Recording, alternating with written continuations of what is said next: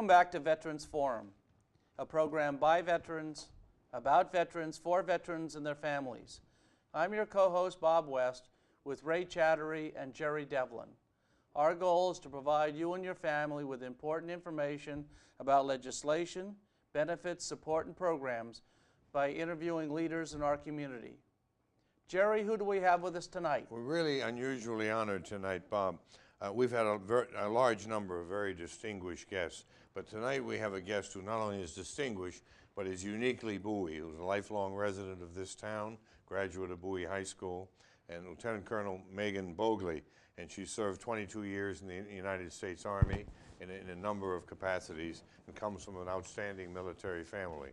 So we're uniquely proud, and I am very, very humble because I went all the way to Sergeant in the Marine Corps, one of the serious mistakes they made, and now I'm sitting humbly next to a Lieutenant Colonel. But I'd like to introduce Megan Bogley to our audience. Welcome, Megan. Thank you.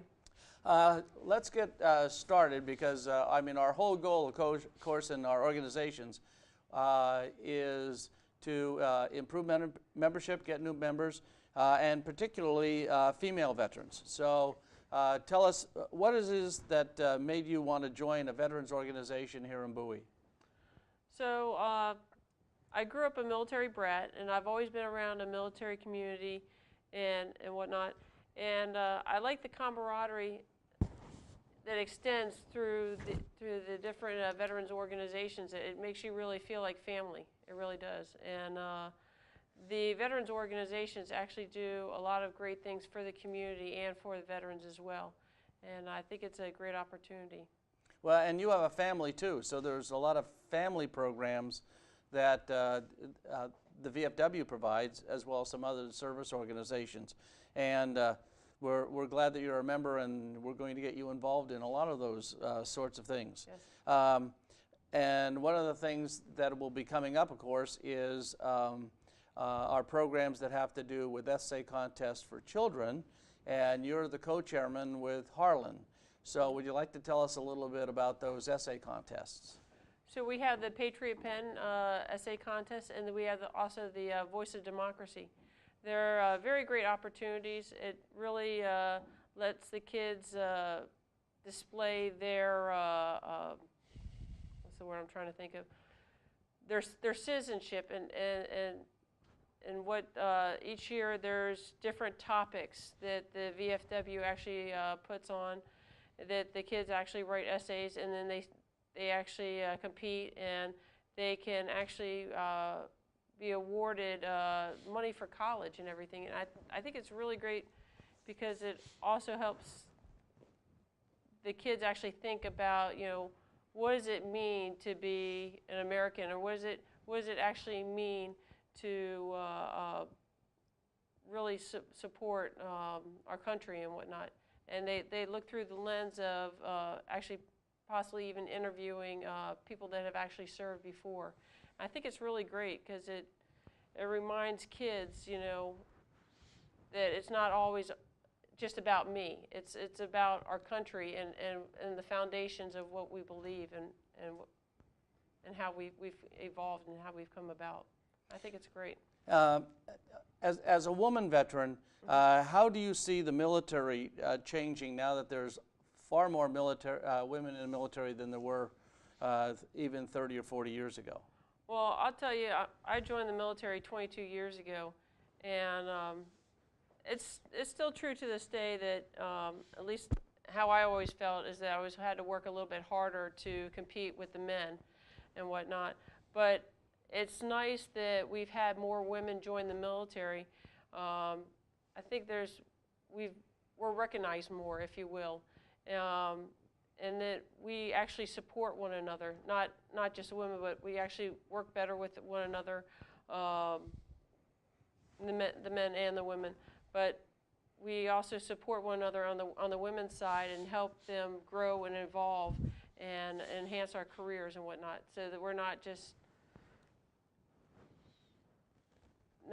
like in the past decades where women stayed home. Women are actually going out and they're actually being involved in supporting our country. Let me ask you too, in your 22 years, a little bit of personal note. Sure. Megan is the mother of a recently born Madison Bogley, beautiful child. What would you expect? Different. Those are special circumstances for women. Is the military more sensitive now than they were like when you? How has it changed in 22 years?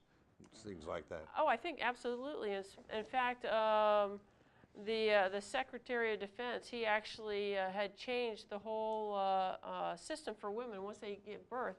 Before, I was back to work in 6 weeks, and he's actually listened to the services and to the families, and actually, for the first time in my career, I actually had 12 weeks off so I could actually bond with my child before I actually had to get back to work. And at first, I didn't think that, what was I going to do for 6 weeks? I've never had an additional 6 weeks off before. I thought I was going to go stir crazy. I really did. But it was actually neat because I actually got to spend more time with my family and whatnot and bond with them.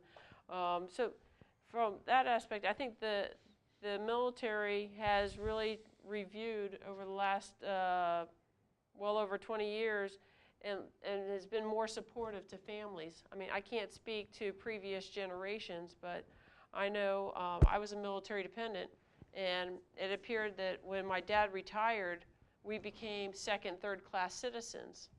Whereas I think nowadays, at least my perception is that the military has come around and really brought the veterans and their families and the active duty members and families in a lot closer and has been more supportive over the years. Now, as I say, there again, just about a year and a half ago, you just returned from Kuwait. I did. And what was your experience there, and how many women were in that organization, in your unit? So I was, I'm in the Signal Corps, which has a very higher population of women. All the support specialty, what we call MOSs, military occupational specialties, have a higher density of women. I would say we were probably about 30% of the force there, at least in our unit in Kuwait. It was a very, very different atmosphere, but we were all focused on the mission. We supported basically the whole Middle East.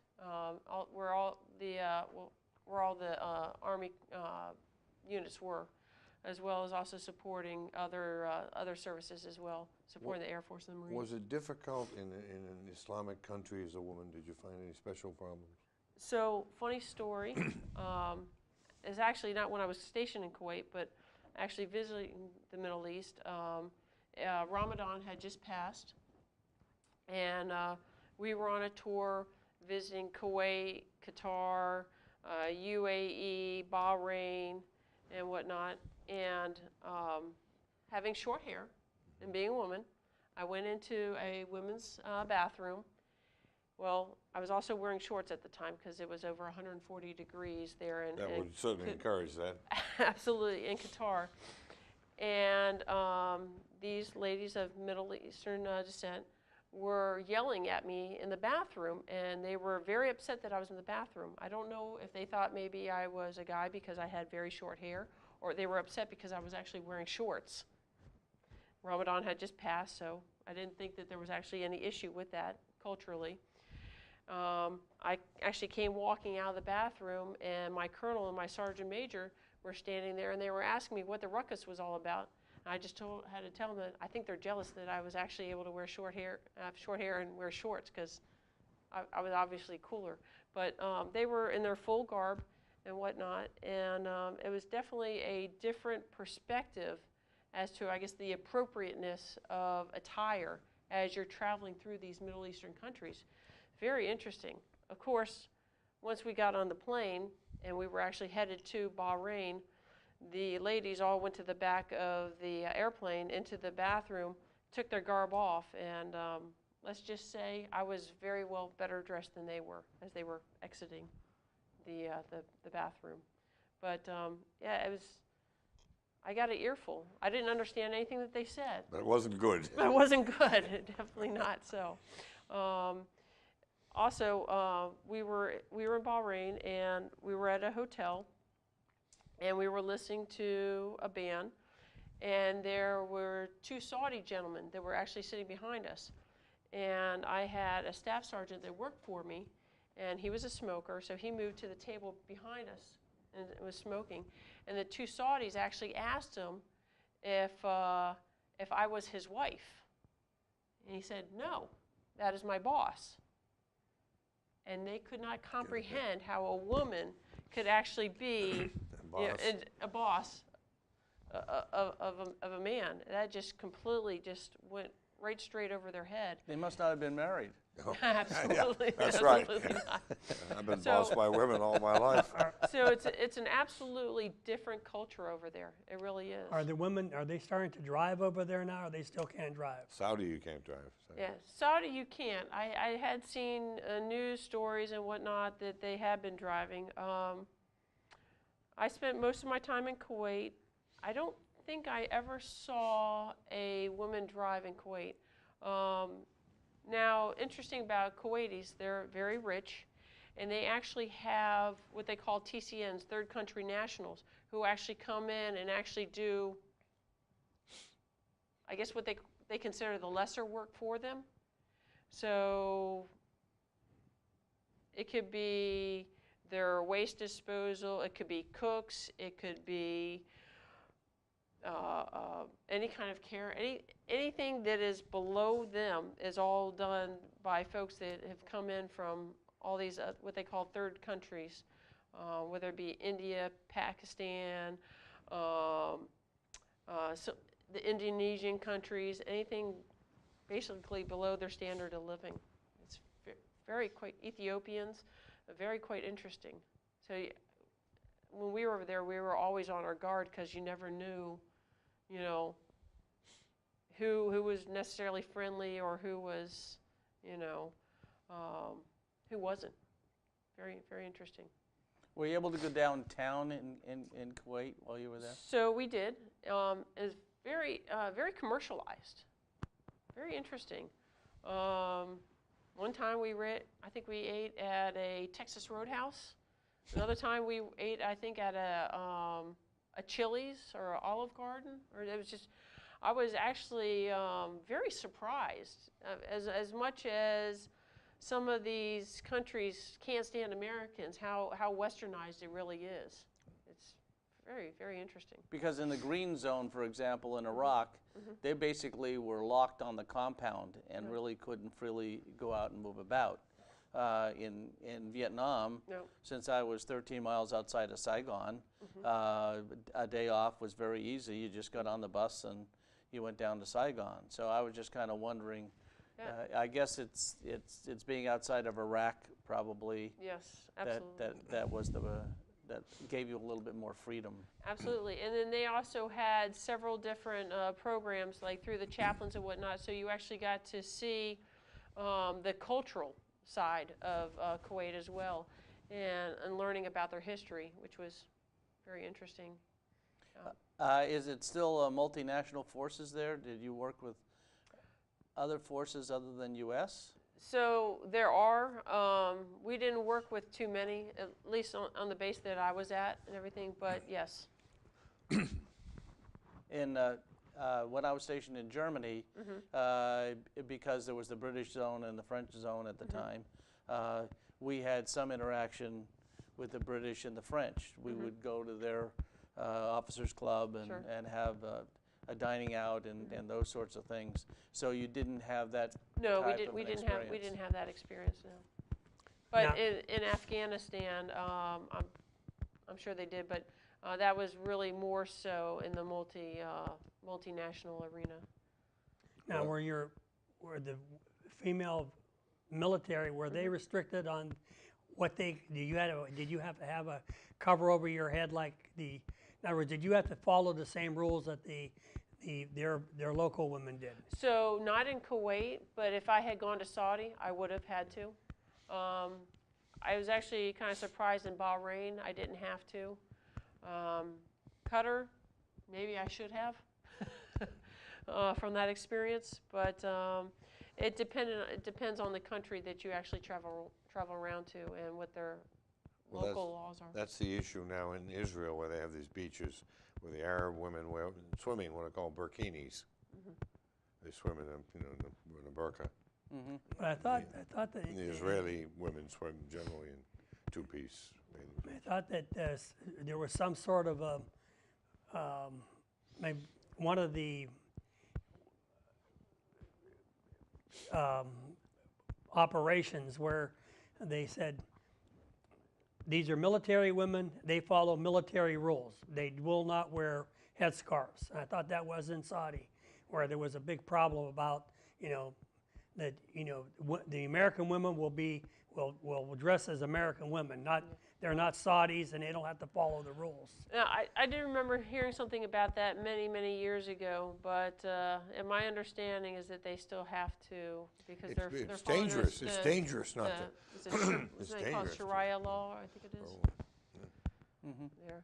You're talking about they're trying to do the the rights amendment, equal rights and all that, and yet the way they treat the women in some of these countries over there is just, and nothing changes. Yeah.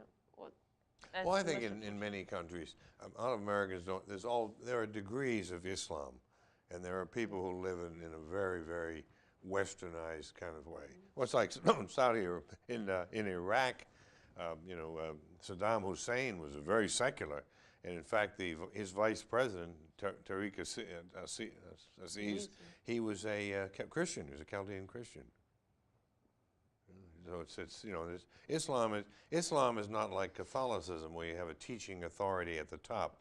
10 people get together in a storefront, and then they set the rules. They elect their own imam, and so there really is there's no saying Islam is like not saying like Catholic, Protestant, or Presbyterian. It's like saying Christian. And even the Sunnis and the Shia, they've been fighting since the death of Muhammad, the prophet. Is there any other ways that you can kind of think of that would encourage women veterans to join our service organizations? What do you think we might be able to do to encourage them to become more active? I think there's a lot to offer, as well as the camaraderie, but I'm a prime member of the VFW, and there's so much service stuff that the VFW does, especially we have a service officer who also helps out and helps our veterans with getting their disability and working with the state, and I think with the DAV as well. So that's an added plus. If you have any issues out there, our veterans organizations have the service officers that can actually assist. And I'm the first one to tell my friends there that I work with at Fort Meade, especially as they're getting ready to retire and they're staying here in the area. I said, hey, have you looked into the veterans organizations, because they have the great assets within the organizations to assist you as you're transitioning through the process, as well as like I said, it's like a big family, and there's so many different programs that are going on and supporting the community. I think it's great, so that there are people that go out and they retire, and then they kind of get bored. In my eyes, like my dad was one of them so many years ago, but I think they miss that companionship, if you will, and being able to serve after you retire through many different avenues. And I think the veterans organizations do a good job with that, and do a lot of community outreach. We're just kind of wondering if we're marketing in the right areas to get their attention to even inquire. That's a good question. The technology has changed so much out there. It's trying to keep up with what's the latest thing. Really, how can you get the word out? I mean, when I was a kid, everybody passed out flyers, but now you have Instagram, you have Facebook, you have Snapchat, you have. Well, we So have many different Facebook and acronyms. so forth. Absolutely. Twitter, whatever. Twitter, yeah, absolutely. But the interesting thing was, I had a discussion with a millennial who said they don't read newspapers, and when they're interested in something, they'll Google it or whatever. Right. And but the way I find out about things is by reading the newspaper Right. about things that I was not necessarily interested in, but by reading the newspaper, it piques your interest about, oh, gee, look, here's something that's going on, or here's something I didn't know, or there's an event or a program or something that's happening. I'm not sure how we can bridge that divide. Well, I think also the signs, the electronic signs that are going around Bowie too, that as you drive, I know I pay attention to them, especially when you're stuck at a red light and you're there right there at Ken Hill and 197.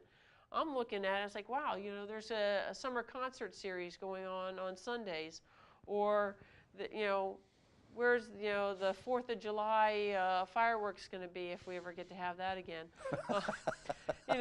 but there's several different modes of communications that are out there.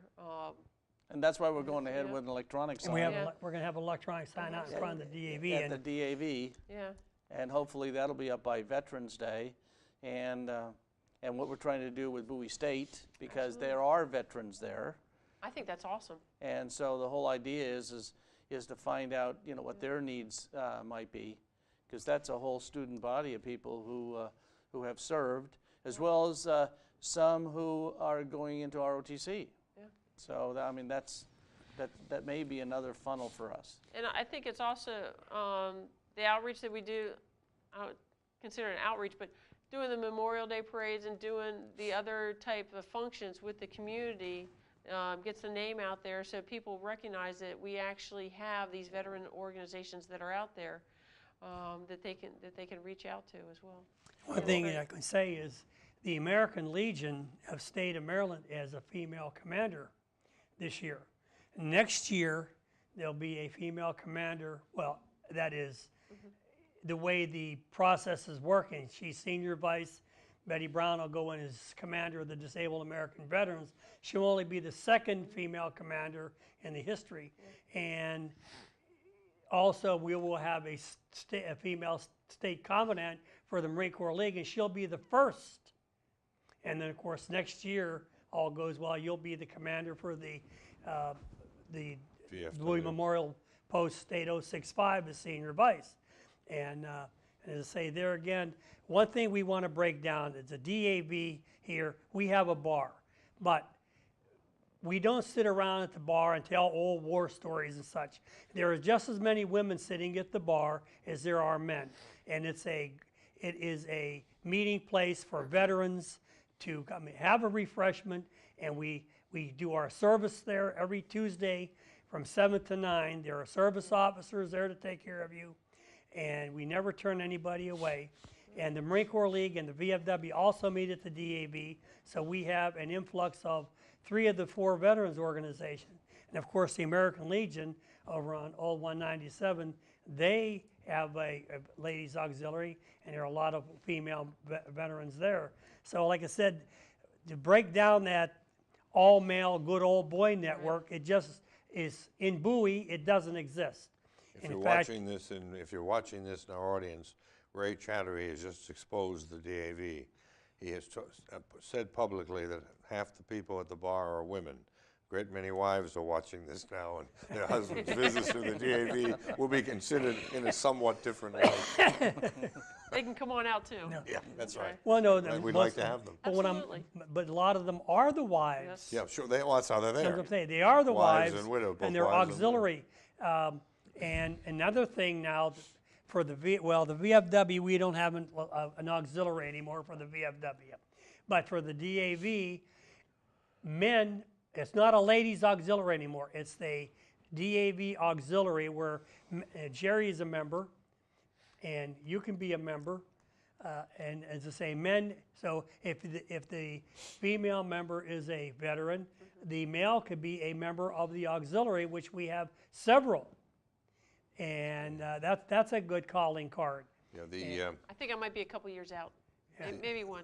the fun organization of the Marine Corps League is the military order, the Devil Dogs. It is to the Marine Corps League what the Shriners are to the Masons, the fun part.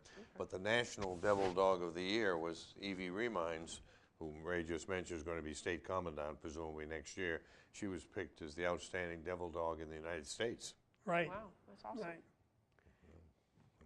And then last year she was the, well, 2 She years was ago Marine of she the was Year. the That's Department Marine of the Year. yeah. Wow. And as I say, there again, and we had a Navy corpsman in the Marine Corps League that was the Marine of the Year. It wasn't a Marine. He won because Navy corpsmen that served with the Marines for 90 days or more are He's a full full-fledged member Or of the Marine chaplains. Corps League. Chaplains are also. Right, and also Chaplain Corps. So, like I said, it's we have a very good veterans groups, and let me put a little bleep in here. Veterans Day on November the 11th, it's a Friday. We are going to be dedicating 2 benches where we had the monument dedicated last November. So as I say, there again, come on out on November 11th at 11 o'clock. The Marine Corps League is the host veterans organization this year, and we'll dedicate the benches. Of course, the city will do that, the mayor. And they're very nice, and they're going to also have it's going to be the same brickwork that's under the cannon. Oh, nice. And as I say, the cannon was redone for Veterans Day last year also. So as I say, Veterans Park is maintained by the city. They do a great job. And we really invite the public to come on out. Even if you're not a military family, come on out and support. We have at least 35 wreaths that are presented. The Boy Scouts and Girl Scouts are there. Many And civic it's really neat, organizations. yes. And just another thing I just wanted to also add is I've been a member of the VFW for 20 years now. And ever since day one, the gentlemen have been very supportive and very accepting, and have been very pushing me to actually be more active into the VFW, and I think that speaks high volumes as to the organizations. So. Well, you know, it's hard to believe, but our 30 minutes up. We want to thank Lieutenant Colonel Megan Bogley from the United States Army for being our guest, and she's also the current Senior Vice Commander of Bowie Memorial Post 8065. So we encourage other veterans to come by the DAV on Route 197 or the American Legion on Laurel Bowie Road and find out about the benefits, programs, and services available to you and your family. We encourage you to stop by, even if it's just a question. We'd be more than happy to answer those questions. But we also would like to encourage you to find out more about the service organizations in your town, the community programs that we have, and get involved. So thank you again for watching Veterans Forum.